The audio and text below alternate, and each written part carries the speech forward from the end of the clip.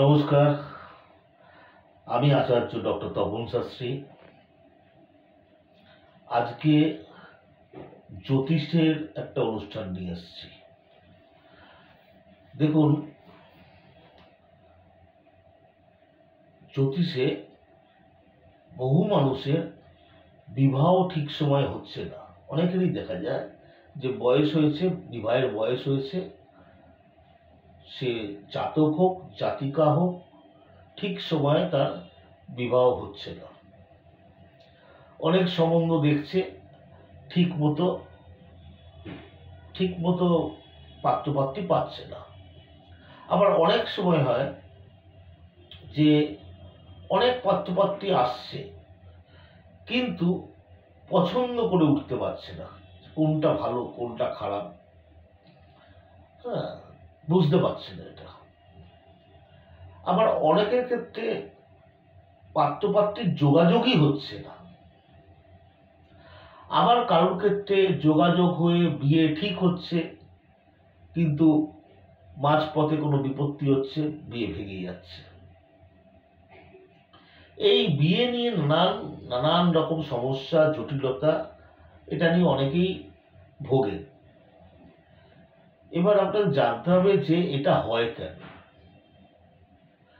প্রথমে বলি, বিবাহের জন্য একটা পুরুষ মানুষের জন্য কিন্তু শুক্র গ্রহটাকে স্ট্রং হওয়া দরকার।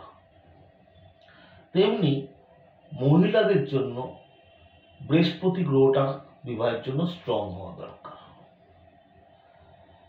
এছাড়া বিবাহের জন্য চন্দ্র কিন্তু একটা বিরাট রোল প্লে করে। চন্দ্র মানে কি? চন্দ্র মানে হচ্ছে আমাদের মন। তা মানসিকভাবে আমরা যদি কাউকে ঠিক মতো পছন্দ করতে না পারি, তাহলে বিবাহ হয় না। সাধারণত আমাদের মানসিক স্থিরতাটা দরকার। এই বিবাহটাকে জ্যোতিষশাস্ত্রে দেখায় সপ্তম ভাব থেকে। সপ্তম ভাবে কোন গ্রহ বসে আছে বা সপ্তম পতি কোন গ্রহ, এটা বিবেচ্য। সপ্তম ভাবে যদি কোনো শুভ গ্রহ বসে থাকে এবং সপ্তম পতি কোনো শুভ গ্রহ হয়ে থাকে, তাহলে কিন্তু বিবাহে সাধারণত খুব একটা বাধা আসে না। তবে এক্ষেত্রে বলা দরকার, যেমন বৃহস্পতি কিন্তু শুভ গ্রহ, বৃহস্পতিকে আমরা বলি দেবগুরু, কিন্তু দেখা গেছে ছকে যাদের সপ্তমে বৃহস্পতি, তাদের কিন্তু বিবাহ হতে দেরি হয়। এটা কিন্তু ব্যতিক্রম। সপ্তমে বৃহস্পতি থাকলে ভালো হওয়া উচিত, কিন্তু তা হয় না, তাদের বিবাহ হতে দেরি হয়। সপ্তমে যদি শনি থাকে, তাহলে বিবাহ স্বভাবতই দেরিতে হয়। এবার যাদের কেমন্দ্রুম দোষ থাকে, তাদের কিন্তু বিবাহে প্রচন্ড বাধা থাকে। এবার কেমন্দ্রুম দোষটা কি? ধরুন আপনার ছকে, জ্যোতিষ চার্টে চন্দ্র যে ঘরে বসে আছে, তার আগের ঘর এবং পেছনের ঘরে যদি কোনো গ্রহ না থাকে, তাহলে হয়ে যায় কেমন্দ্রুম দোষ।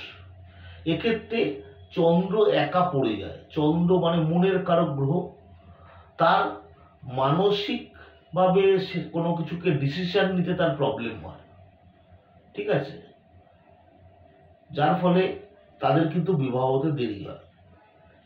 এছাড়াও একটা আছে অনুরাযোগ। এটা ভাইটাল। বেশিরভাগ ক্ষেত্রে দেখা যায় বহু পুরুষ এবং বহু মহিলার এই অনুরাযোগ থাকে। এটা কিন্তু আগের থেকে ঠিক করে নিলে ভালো হয়।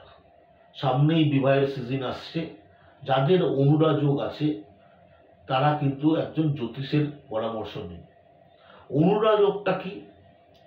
যদি জাতক বা জাতিকার শুক্র শনি যুক্ত হয়, অথবা শুক্রের সাথে শুক্র শনির নক্ষত্রে থাকে, অথবা শুক্রের সাথে শনির কোনো যোগাযোগ হয়, কনজাংশন হয়, তাহলে কিন্তু বিবাহেতে বাধা আসে।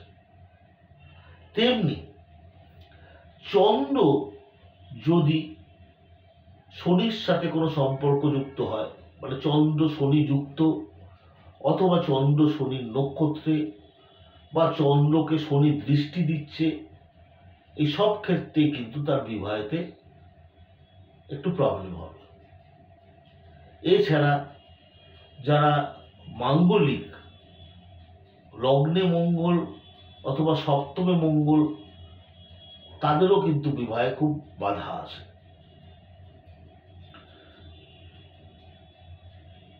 এবার বিবাহের ক্ষেত্রে মহিলাদেরও বলি, পুরুষেরও ক্ষেত্রে, যেমন আমি আগে বললাম, ছেলেদের ক্ষেত্রে শুক্র, মেয়েদের ক্ষেত্রে বৃহস্পতি, এছাড়া মঙ্গল এবং চন্দ্র কিন্তু বিরাট ভূমিকা পালন করে। এই গ্রহগুলোকে কিন্তু ভালো করে বিচার করা দরকার। যারা দেখছেন যে তাদের বিবাহেতে বাধা আসছে, সঠিক যোগাযোগ হচ্ছে না, বা অনেক পাত্রপাত্রী আসছে, ঠিক মতো আপনারা চুজ করতে পারছেন না কোন পাত্রপাত্রী ভালো হবে, আপনারা কিন্তু কোনো ভালো অ্যাস্ট্রোলজারের পরামর্শ নিন। কারণ বিবাহটা মানুষকে বলা হয় দ্বিতীয় জন্ম। আপনি একটা ভালো পরিবারে জন্মগ্রহণ করেছেন, কিন্তু আপনার বিবাহটা যদি ভালো পরিবারে না হয়, তাহলে কিন্তু আপনার জীবনে নানান প্রবলেম আসবে। তাই আমরা বলি বিবাহটা হচ্ছে দ্বিতীয় জন্ম। বিবাহ যদি আবার একটা ভালো পরিবারে হয়, তাহলে কিন্তু সুখে শান্তিতে দিন কাটবে। তাই প্রত্যেক অভিভাবকদের বলছি, যারা আপনার সন্তানের বিবাহ নিয়ে পরিকল্পনা করছেন, তারা বা এরকম কোনো প্রবলেমও ফেস করেছেন, তারা সন্তানের বিবাহের জন্য, ভালো বিবাহের জন্য, ভালো পরিবারে বিবাহের জন্য আপনারা কোনো অ্যাস্ট্রোলজারের শরণাপন্ন হয়ে আপনার সন্তানের চার্টটা দেখিয়ে নিতে পারেন।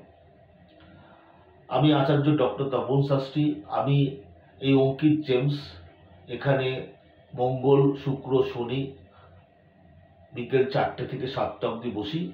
এটা হচ্ছে আপনার সাউথ কলকাতায় দেশপ্রিয় পার্ক, প্রিয়া সিনেমা হলের ঠিক উল্টো দিকে। এবং সোমবার আমি সকালে 12টা থেকে 3টে অবধি বসি।